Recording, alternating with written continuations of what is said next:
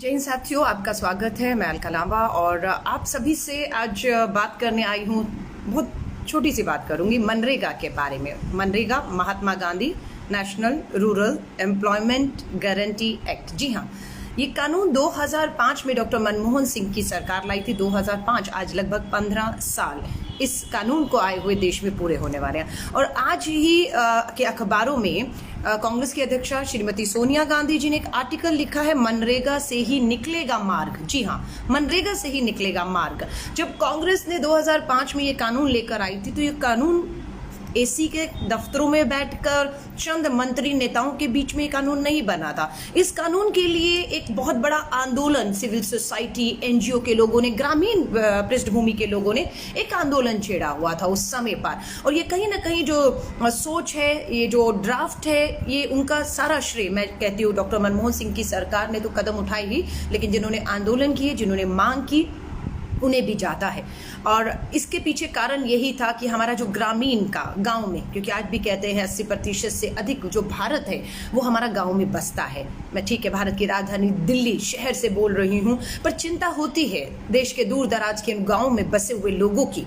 खासतौर से जब महामारी के दौर पर बेरोजगारी, अर्थव्यवस्था, भूखमरी के दौर से लोगों को गुजरने की चुनौती एक आ रही होती है, तो हम लोगों को चिंता ज़्यादा होती है जो मेरे जैसे लोग भारत की राजधानी शहरों में बैठे होते हैं।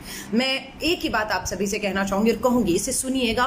और अगर आपको लगे कि हाँ, ये मांग देश हित में, गरीब, मजदूर, युवा, बेरोजगार जो गांव में है उनके हित के लिए है, तो इस बात को जरूर शेयर करके आगे बढ़ाइएगा। क्योंकि जब मनरेगा लाया गया उसके पीछे सोच मात्र यही थी कि गांव का जो युवा है उसे मजबूरन अपना घर और जमीन छोड़कर, परिवार छोड़कर शहरों की तरफ रोजगार के लिए ना जाना पड़े। मनरेगा की सोच ये थी कि वो जहां है युवा, वो वही रहते हुए अपने घर, परिवार, जमीन से जुड़ा रहे और वहीं पर उसे रोजगार दिया जाए। सबसे पहली सोच उसकी ये थी।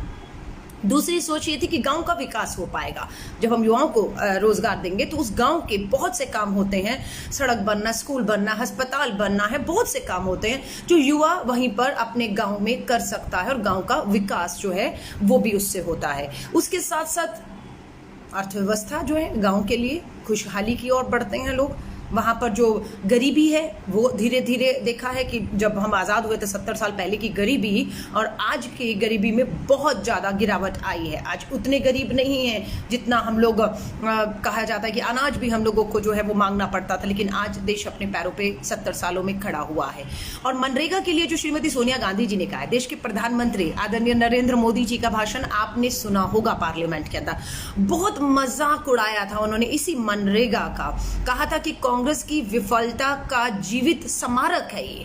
उन्होंने मनरेगा को कहा था कांग्रेस की विफलताओं का जीवित स्मारक है, इसे मैं नष्ट नहीं होने दूंगा, इसे मैं यूं ही जिंदा रखूंगा ताकि समय समय पर कांग्रेस को मैं दिखा पाऊं कि वो मनरेगा को लाकर उसने क्या किया देश के साथ। लेकिन 15 सालों में कोई इस मनरेगा योजना कानून को खत्म नहीं कर सका।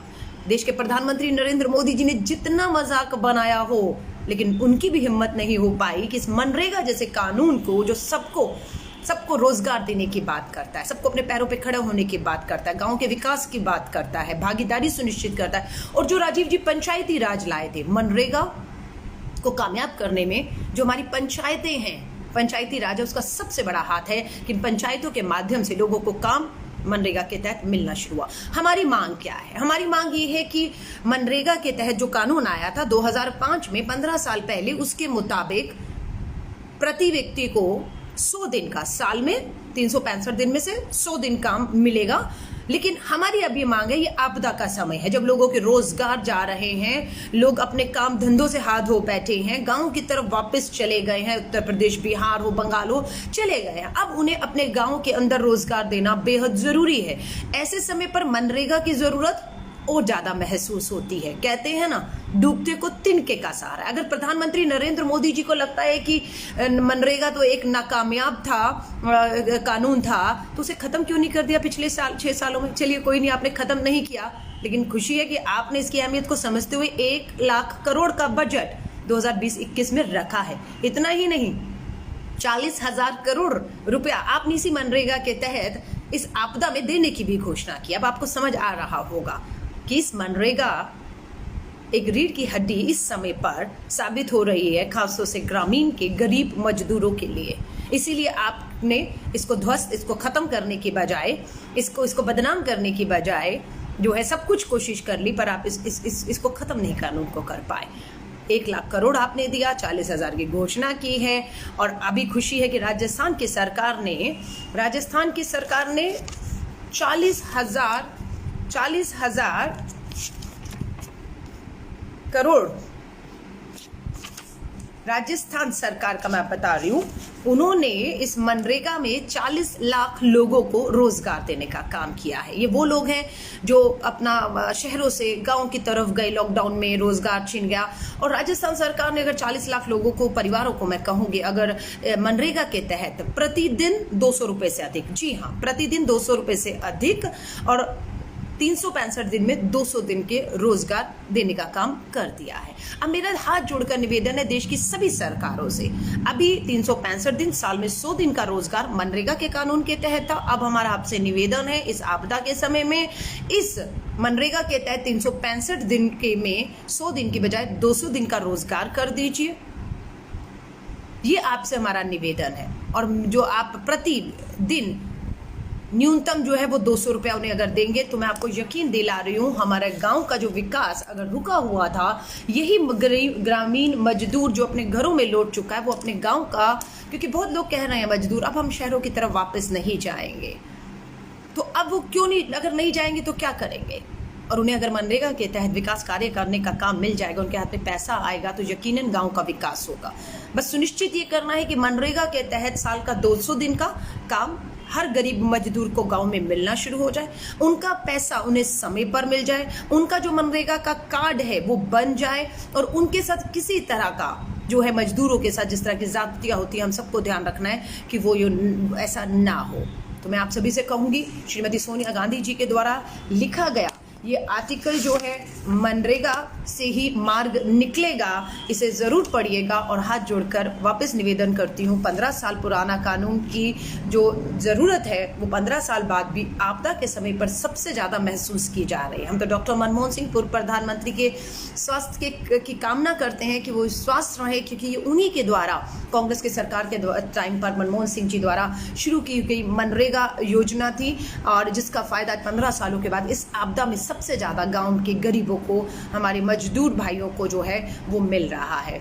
अभी तो ये भी सुनने में आया कि बहुत से लोगों के जो रोजगार चले गए, जो पढ़े लिखे लोग थे, जिनको उनके पढ़ाई के मुताबिक, उनको एजुकेशन के मुताबिक काम मिलने थे, बट अर्थव्यवस्था चरमरा चुकी है। जितने भी हमारे लघु कुटीर उद्योग थे वो बंद हो चुके हैं, लेकिन अब मात्र एक आसरा बचा है लोगों के पास, मनरेगा का। करोड़ों लोग, और अभी तो पता लगा है कि मई के अंदर ही 2,19,00,000 लोगों ने गांव में मनरेगा के तहत नौकरी के लिए जो है उनको काम मिले, उसके लिए अप्लाई किया। मई महीने में ही 2,19,00,000। राजस्थान सरकार ने अपनी जिम्मेदारी निभा दी है, 40 लाख लोगों को मात्र राजस्थान की अशोक गहलोत सरकार ने जो है वो काम दे दिया है। अब मेरा निवेदन है, छत्तीसगढ़ की सरकार कांग्रेस की है, बिल्कुल पीछे नहीं हट रही है। उन्होंने अपना जो टारगेट था वो समय से पहले, मनरेगा में जो विकास कार्य होने थे उसे टारगेट से पहले पूरा करना शुरू कर दिया है, क्योंकि वहाँ पर जो बेरोजगार लोग या गरीब मजदूर पहुँचे हैं, उनके हाथों ये काम होना शुरू हो चुका है। मैं आप सभी लोगों को कहूँगी, इस मांग को उठाइए।